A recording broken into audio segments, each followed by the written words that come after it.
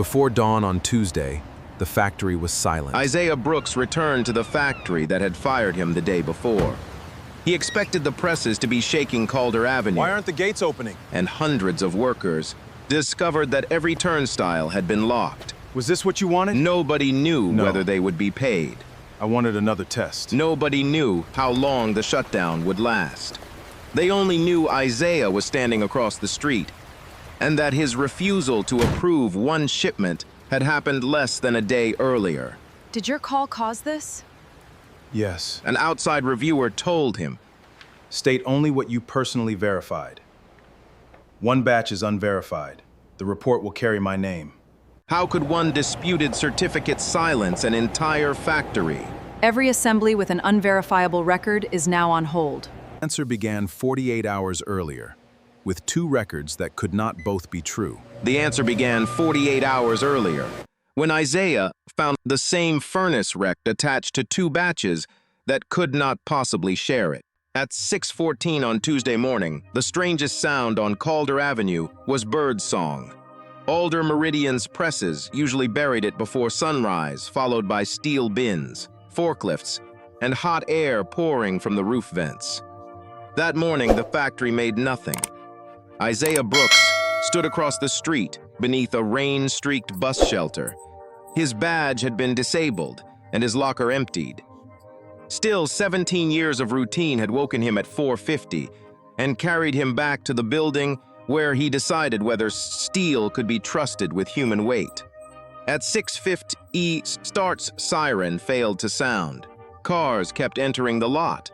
Workers stepped out with coffee and lunch bags, then found the turnstiles locked. A white notice hung behind the security booth glass. Temporary operations, suspension. Below it were 4 smaller words: pending product safety review. Nobody had been warned. A welder pulled twice at the gate. A forklift driver called his supervisor and reached voicemail. Within minutes, more than 100 people crowded the entrance. By 7, the number would pass 400. Isaiah knew what missed shifts could do. 1 might delay a utility bill. 3 could turn groceries into arithmetic. The shutdown would reach kitchen tables long before it reached any boardroom. He felt no victory in it. His phone vibrated. Amara had sent a message. "Are you there?" "Across the street," he typed. 3 dots appeared. "Did your call do this?" Isaiah looked at the locked gate. 13 hours earlier, he had sat at their kitchen table with an old certification card and a number so small he needed Amara's desk lamp to read it. The call had lasted 11 minutes. He had not demanded a shutdown. He had given us his name, read 1 batch number, and answered 4 questions without guessing. "Yes," he wrote. Her reply came immediately. "Do you feel better?" His thumb remained above the screen. A former co-worker recognized him and crossed through the stalled traffic. There was no greeting in the word. "My wife's surgery is Friday," the man said. "Insurance comes out of this check." Isaiah lowered his phone. "I know. Do you?" The question landed because it was fair. Rumors moved along the fence. A customer had found defective brakes. Government agents were inside.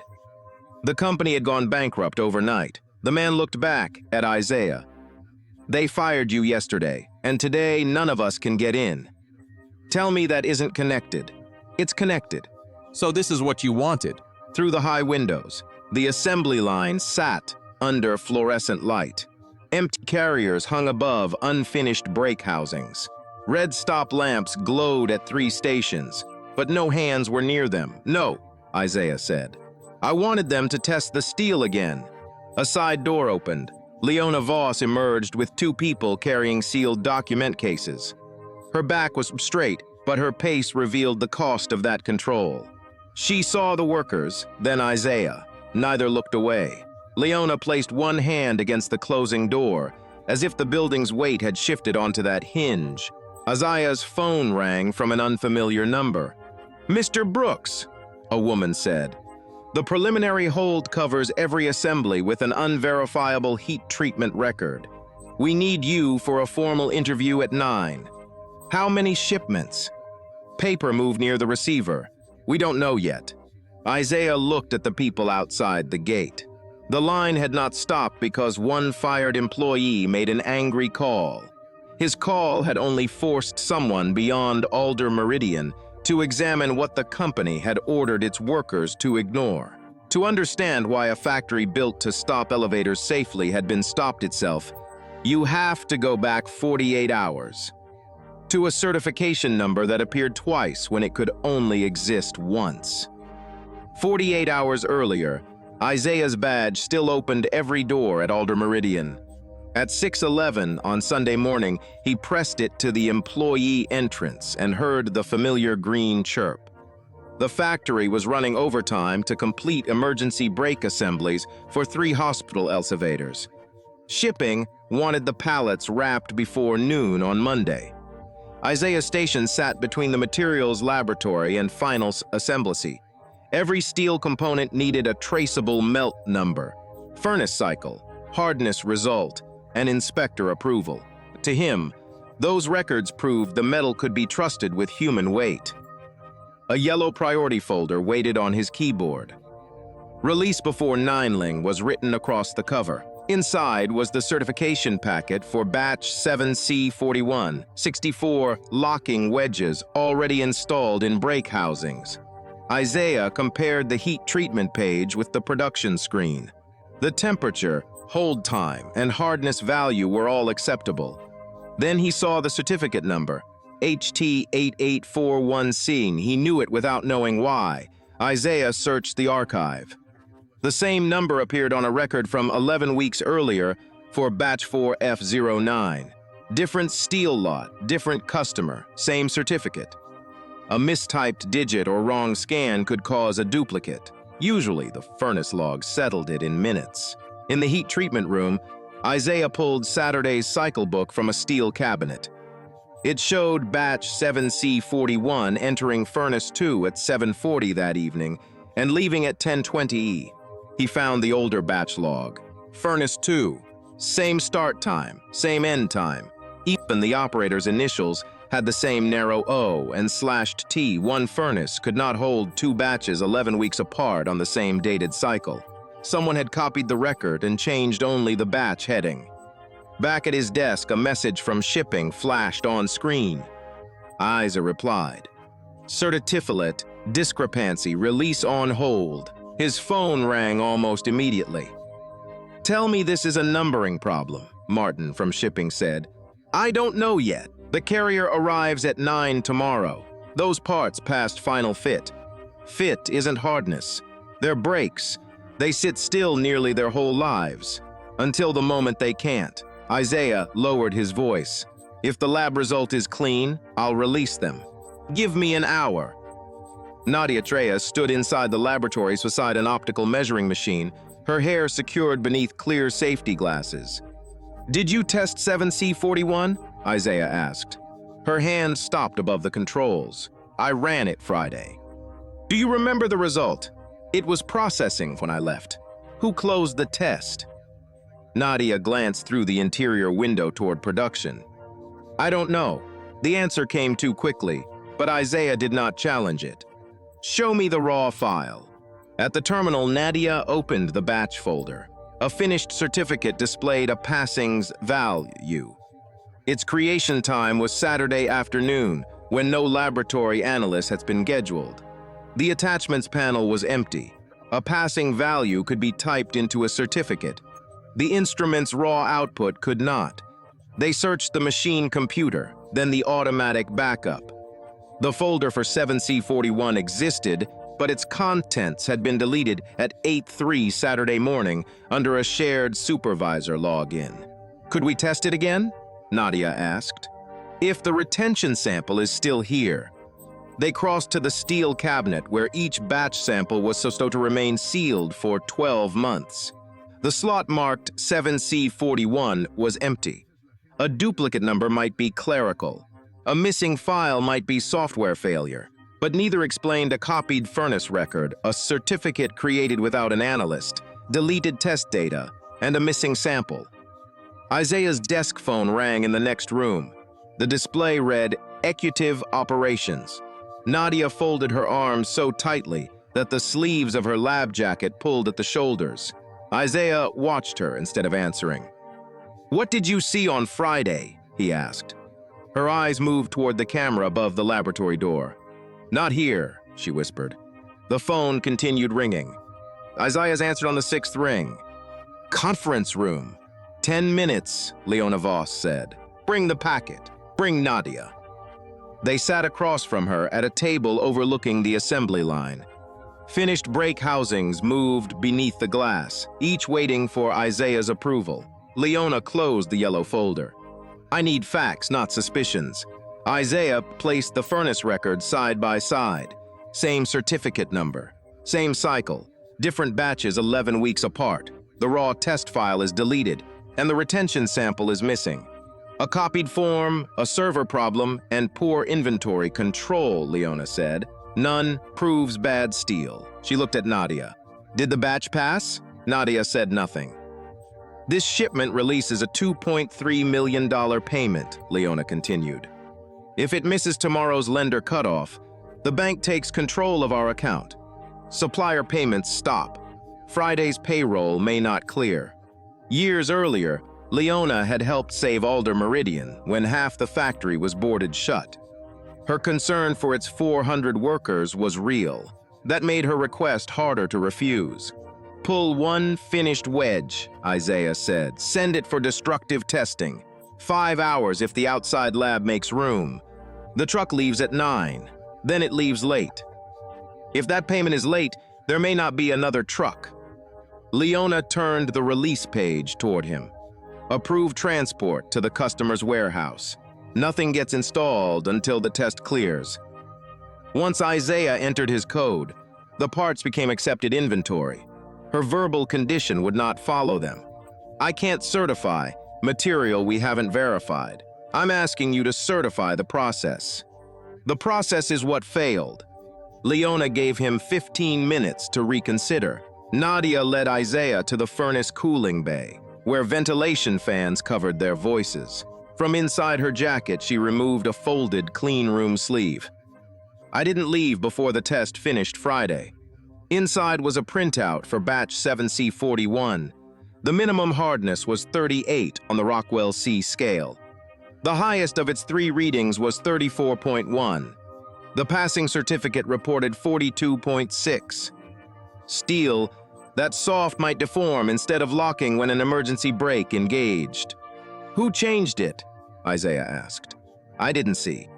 After the failure, Martin came in with an operations supervisor. They said the surface was contaminated and would prepare another sample. "Did they?" "Not while I was there."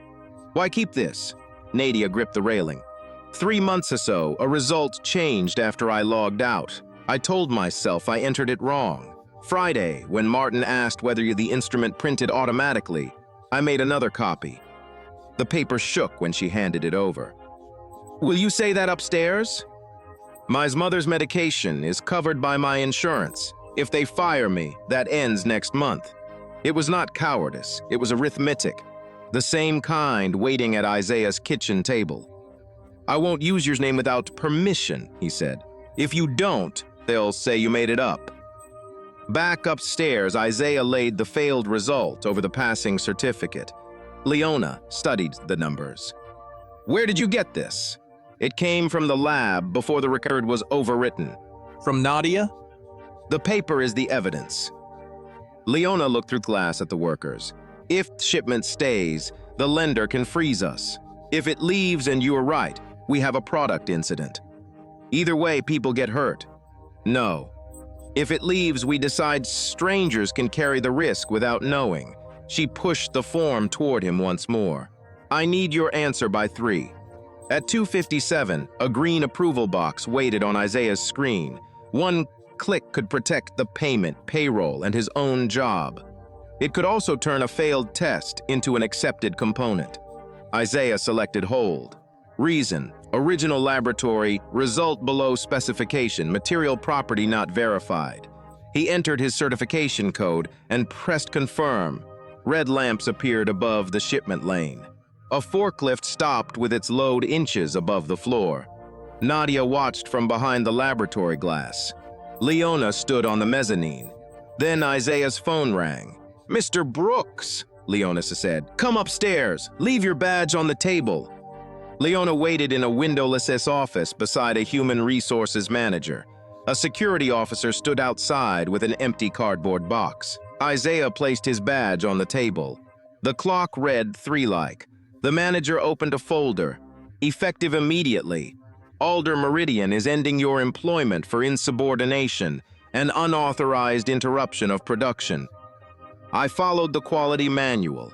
Leona kept her voice low. "You stopped a $2.3 million shipment after I directed you to continue the review.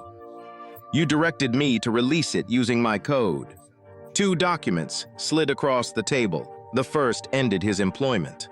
The second offered 8 weeks of pay and health coverage through the quarter. Isaiah saw rent, groceries, Amara's robotics travel deposit, and the emergency fund that had taken 3 years to pay it. Then he read the condition. He would have to state that the hold on batch 7C41 resulted from his own incomplete review and that he possessed no verified evidence of altered test data. "You want me to call it my error?" "We want an accurate record," Leona said. "You relied on a loose printout with no chain of custody. The original file was deleted, the sample is missing, and the preserved result failed. That page could be from a contaminated sample or an abandoned run. Then test the steel again. We no longer need your recommendation." The manager tapped the final page. "You have until 5. If you decline, you receive accrued wages and unused leave." The statement could reach any certification body reviewing Isaiah's conduct. Alder Meridian could then claim its system had worked and its technician had failed. "Will the shipment remain on hold?" he asked. "Until another qualified employee completes the review," Leona said. "And if that employee never sees the original result, your access to company records has ended." There it was, a door closing between the evidence and the person refusing to ignore it. Isaiah pushed the papers back. "I won't sign." "You should take time," the manager said. "If I need 2 hours to decide whether I changed a test result, I shouldn't hold a certification." Leona stood. 400 families are tied to that payment, and every passenger is tied to that steel. Neither raised a voice. At 3:04, Isaiah carried the cardboard box toward the laboratory. It held his lunch thermos, 2 family photographs, and the steel ruler he had used since his first year. He pressed his badge to the lab reader. The light flashed red. 4 minutes earlier, it had opened every control door in the building. "I need my personal notebook," he told the security officer. "No return access. Your supervisor will review anything left behind." Through the glass, Nadia stood beside the test machine. He did not point at the printout she had preserved. One gesture might give the company a reason to search for it. He only said, "Document your work." The officer told him to keep moving. Outside, Isaiah sat in his car with the unsigned packet on the passenger seat. His phone showed 3 messages from Amara. "Did you fix it? Are you still at work, Dad?" He typed, "I'm coming home," then erased it. He did not know how to explain that a 1-second decision had removed the paycheck on which their month depended. When he opened his wallet, an older laminated card caught beneath his parking pass. Alder Meridian had issued it after his annual insured product compliance training. On the back was a reporting guide. Routine discrepancies went through management. Suspected record alteration went through internal compliance. The final line covered the situation no training example ever had. 19. If credible product safety evidence cannot be preserved internally, or if the reporting employee is removed from access, notify the independent coverage officer within 24 hours. Below it was a policy number and an outside telephone line. Isaiah looked back at the factory. The company had taken his badge before he could return to the laboratory. It had also started a clock. At 5:26, Isaiah found Amara at the kitchen table rebuilding her competition robot. She looked at the box, then at him. "You're home early," Isaiah set the unsigned severance packet beside the fruit bowl. They fired me. The screwdriver stopped between her fingers. He explained the duplicate certificate, the failed test, and the release he had refused to approve. He did not call himself brave or promise that another company would hire him quickly. Did the brakes fail? She asked. The material test failed, but no elevator failed, not that we know of. Amara looked at the robot. So they fired you over some things that might happen. They fired me because I wouldn't sign that it couldn't. Amara pulled the calendar closer. Rent was due in 12 days. His health coverage ended that month. Her robotics team needed the travel payment by Wednesday. How long do we have? She asked. Isaiah opened the banking app. After rent, utilities, groceries, and the car payment, their emergency savings could carry them for 11 weeks, if nothing broke and nobody got sick. 11 weeks, he said.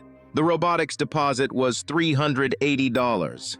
Isaiah reached for the calendar. We can cancel the trip before Tuesday and get most of it back. Amara pulled the calendar away. It isn't a trip. It's the regional final. I know. You made a decision that changes everything without even calling me. You're 15, Amara. I wasn't going to ask you whether I should approve unsafe steel. I didn't say you should have signed it. Then what are you saying? She placed the screwdriver flat on the table. I'm saying I'm also allowed to be angry if you did the right thing. Isaiah sat across from her. At work, every disputed measurement had a procedure. There was none for hearing that his principals had frightened his daughter. His phone vibrated. The message came from Nadia's personal number. I filed a preservation notice. It lists the original result, deletion time, furnace log, and missing sample. I have a receipt. Operations called me in tomorrow. I can't contact anyone outside. I'm sorry. Isaiah read it twice. He replied, do not send company files. Save the receipt number. Write down only what you personally saw. Amara watched him. Is it the lab analyst? She preserved the records internally. Then you don't need to make the other call. Isaiah removed the laminated card from his wallet and placed it between them. He explained, Clause 19 and the independent coverage officer. What happens if you report it? She asked. They can open a safety review and freeze the shipment. If I report something false, I could lose my certification. And if you don't, a different technician could release the batch tomorrow. Amara stared at the printed outside number. Were you hoping I'd tell you not to call? He had been hoping she would remove the choice from him. Hearing it aloud made him ashamed. Maybe, he said. She pushed the card back. I'm scared about the rent. I'm angry about the competition, but don't use me as the reason you let those parts leave. Isaiah did not thank her. Gratitude would have turned her fear into permission. He opened a notebook and wrote only what he could support. Batch 7C Set 41. Certificate HT8841Cs. 3 readings below specification. Raw file deleted. Retention sample missings. Access removed at 3-4. No accusations. No guess about who changed it. No claim that an elevator had been endangered. At the bottom, he copied the outside policy number reporting deadline. Amara returned to the robot, but did not pick up the screwdriver. Are we going to be okay? She asked.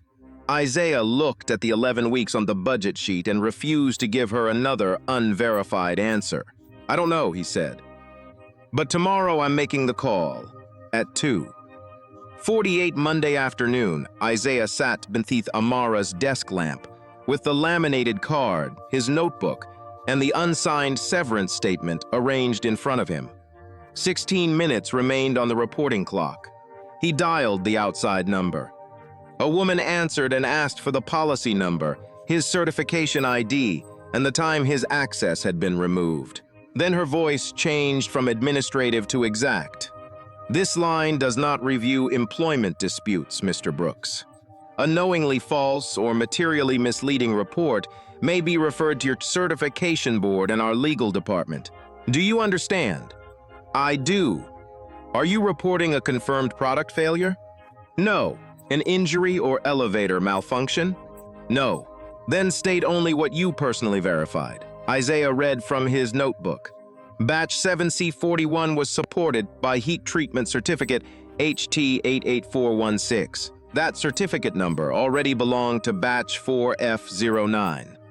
Both records showed the same furnace, cycle times, and operator initials, despite being created 11 weeks apart. The officer asked him to slow down.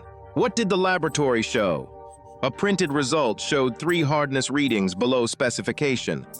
The certificate in the active system showed a passing value.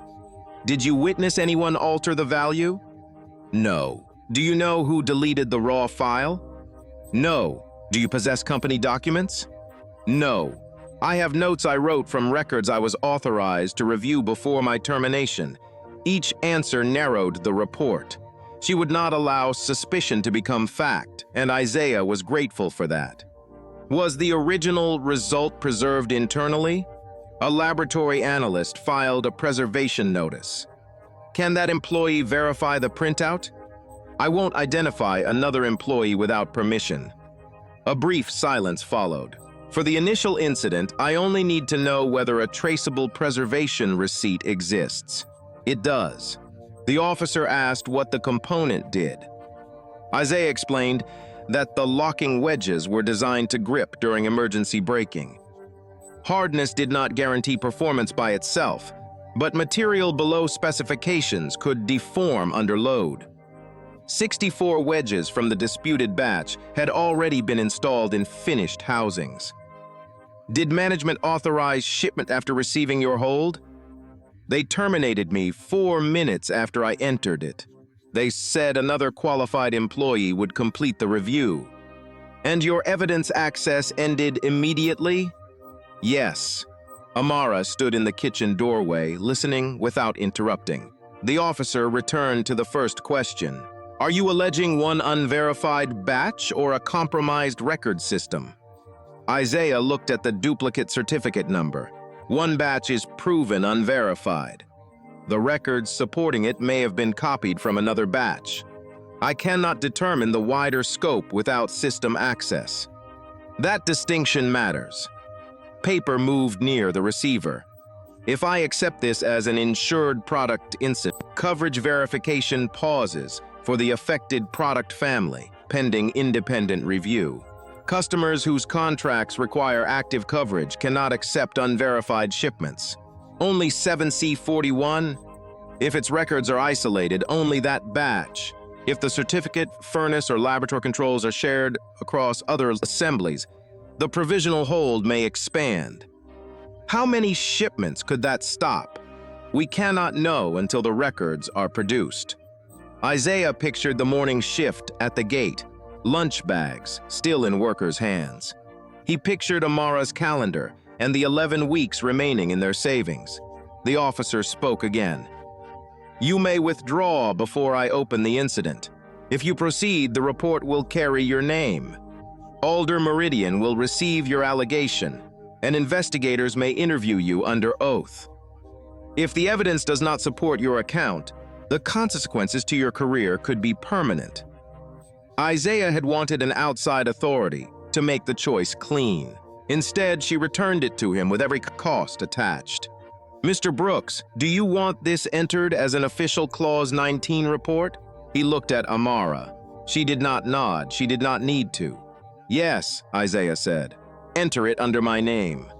The officer confirmed the batch, certificate, and 3 observations one final time. She gave him an incident number and instructed him not to contact witnesses, remove files, or discuss accusations publicly. The insurer will request the source records tonight, she said. Set.